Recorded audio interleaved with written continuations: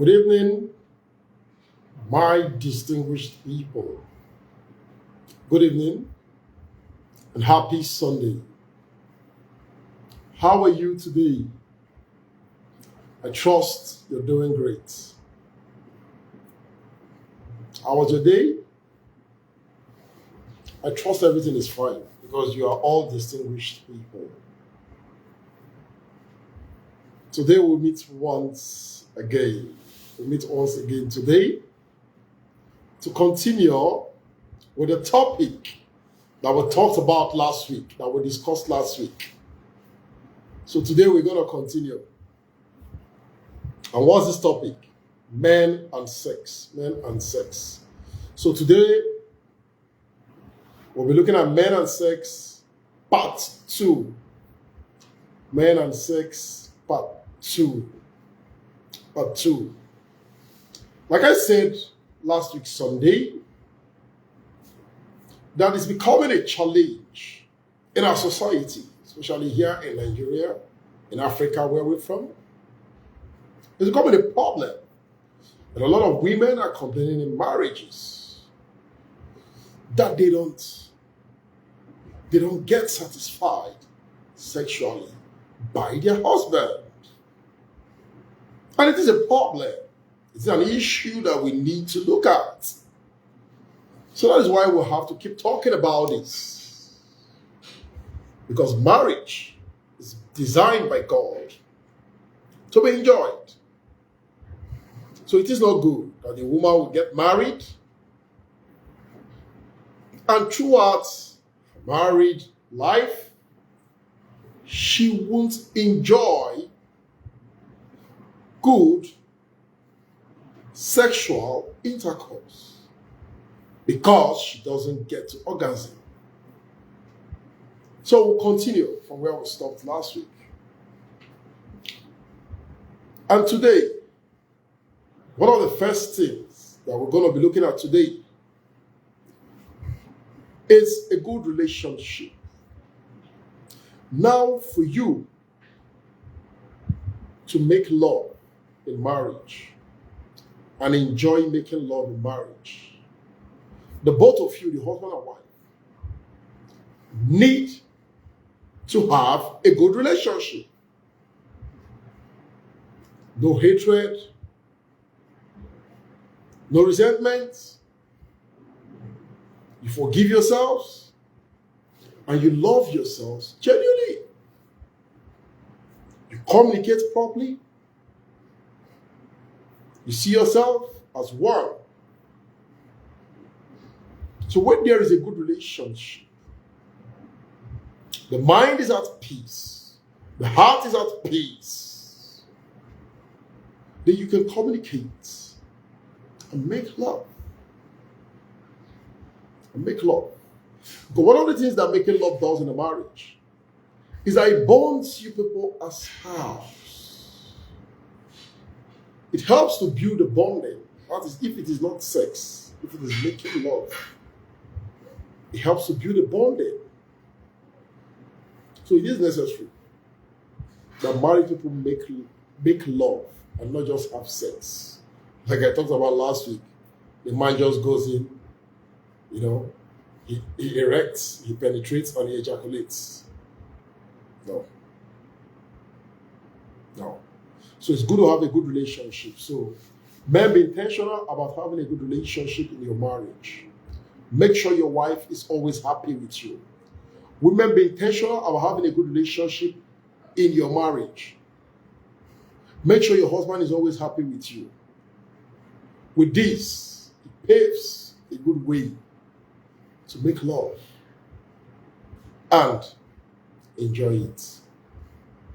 The next one we're going to be looking at is sexual memories. Sexual memories. In the course of having sex in marriage, it is necessary that you have sex in a way that you can remember. What do I mean? You move from the normal position and the normal style and make love in an abnormal position and an abnormal style. That kind of love making you don't forget. That's how you create sexual memories. Like making love to your wife in the kitchen. Making love to your husband in the bathroom. You know, this kind of love making creates a memory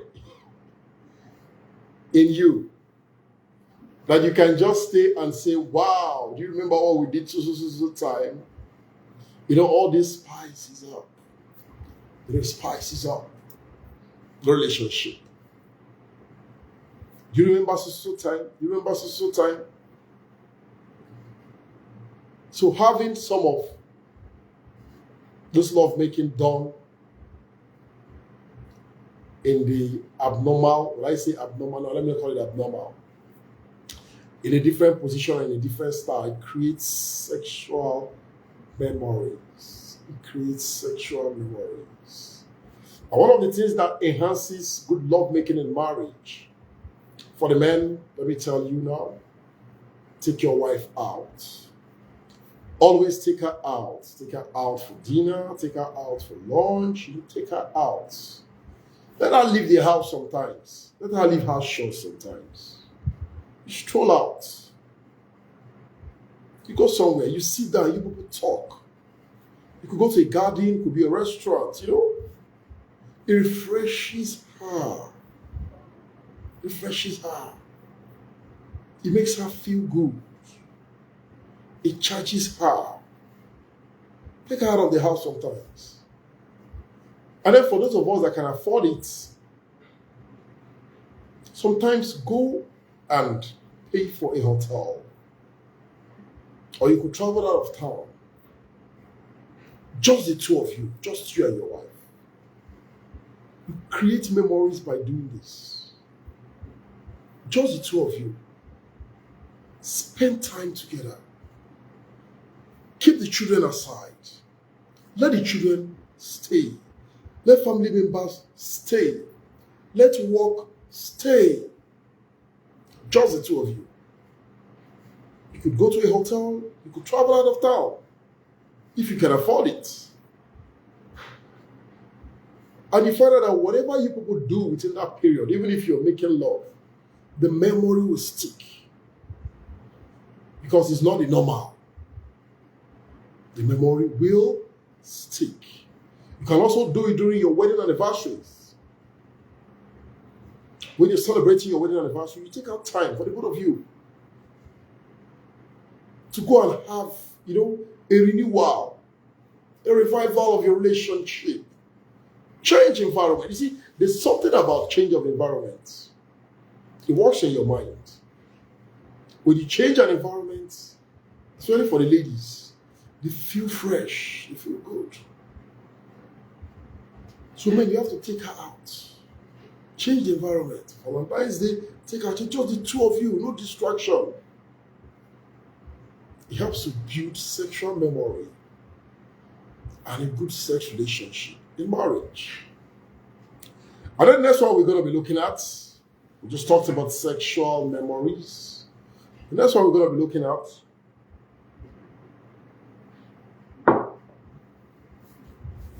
is sexual appreciation. Sexual appreciation. After having a good sex, after making love, it is necessary that the man tells his wife, thank you. Don't just rush. As you ejaculate, you just rush, you just jump up and you're just going to go clean up. No. Women don't like it. They feel like they are prostitutes. So you just slept with me now, you're just done just like that. No. After ejaculation, you have to spend some time with her. You tell her sweet things. You tell her, baby, thank you. Thank you so much. Thank you This was sweet. You tell her good words. You tell her, baby, you're sweet. You're so sweet. Wow, I enjoyed you. Thank God I have you. I can never get tired of you. Thank you so much. And you hold her. You cuddle her. You whisper these words into her ears. Whisper them into her ears. Appreciate her. And tell her how much she's good. How much she's sweet. How much she's beautiful. Tell her these good words before you just leave the bed and go and clean up. And also the ladies, after having a good round of sex with your husband and you enjoyed it and he made you get to orgasm, you need to appreciate him. You need to tell him, thank you. Thank you so much. Thank you, I came. I appreciate you. You see, all these things helps to build not only a good sexual relationship, but a good marriage relationship. So appreciation is key. Men, don't just always be in a hurry because you have ejaculated and you run off and just leave on the bed. No, don't do that.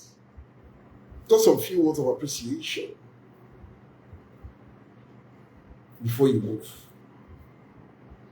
Same too for ladies. Sexual appreciation is very good. It encourages, it makes the person feel good, and it makes the person want to make love to you again. That's how marriage is supposed to be. And then the next one we're going to be looking at, there's also a serious problem. It is a serious problem. It is a serious problem. It's a very serious problem. It's family planning. Family planning. I've come to understand that in Africa and in Nigeria, here we're from, that the women take the responsibility of family planning. And they make it look like it's a norm. What do I mean? The number of kids that the husband and wife are supposed to have in a marriage shouldn't be the responsibility of the woman. You find out that so many men just have sex with their wife and ejaculate. And it's not their business whether she gets pregnant or not. What they know is that they've told her that they don't want to have another child again. So she takes the responsibility of ensuring that she doesn't get pregnant. She's the one fighting up and down, moving up and down, trying to look for a contraceptive and all that, just to make sure she doesn't get pregnant because her husband has told her that he wants only 2 children. And so he doesn't even care. His own is just to make love or have sex with her. And if eventually she gets pregnant, he will be very angry with her. And he will tell her, how did you get pregnant? How? Didn't I tell you I don't want another child? Didn't I tell you I don't want another child? If you don't know what to do, go and ask your fellow women. My brother, it is wrong.